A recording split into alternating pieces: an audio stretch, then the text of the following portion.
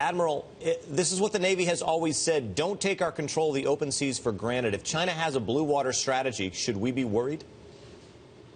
We should. They're ramping up defense spending. It's gone up 12% in the last year. They're the second largest defense budget in the world. They're looking at power projection, both with aircraft carriers and marine amphibious carrying ships. This is a real concern. This is why the administration is pivoting to the Pacific.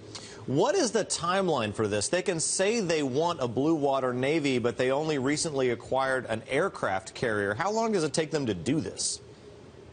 Well, that's the good news. As we know here in the United States, building ships and building a truly capable global Navy is the work of a generation.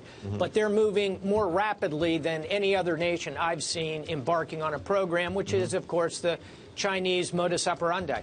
It's entirely possible, Admiral, that you might have a bias here, but what does this mean domestically for us? Do we need to be focusing on shipbuilding in a way that we haven't in the past?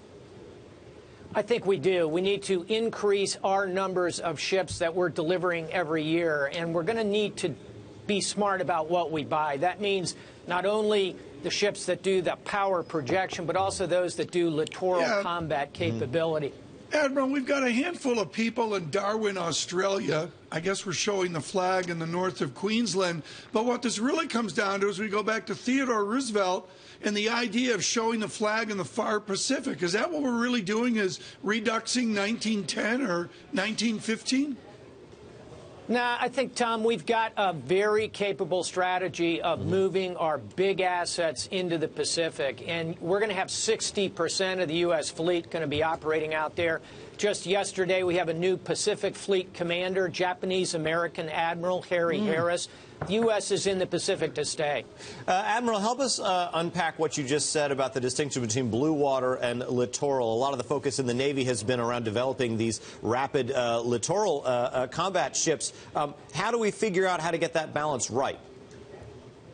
We need to look at what are the prospective missions that we have, and I would argue operating in the Western Pacific, as we're discussing, is crucial. To do that, you need the aircraft carriers, you need the long-range, big-deck amphibious ships, and you need the Aegis ships to protect them, and the submarine force, which is going to have to do battle under the water as well. So that tranche is critical, but we also need to be able to operate in waters like the Persian Gulf, very confined, restricted spaces. That's where the littoral combat ships come in. Well, let's stay closer to shore for a second. We're running out of time, but there was a P-3 flight, overflight to the Spratly Islands just this week. Got another warning from China. What is the right thing to do there? How do we handle that increased presence? We've got to do what we've always done, Brendan, which is to maintain freedom of navigation both on the seas and in the air. And very concerning by China is the construction of artificial islands. They built 2,000 acres of these great wall of sand islands to try and buttress their claims in the South China Sea.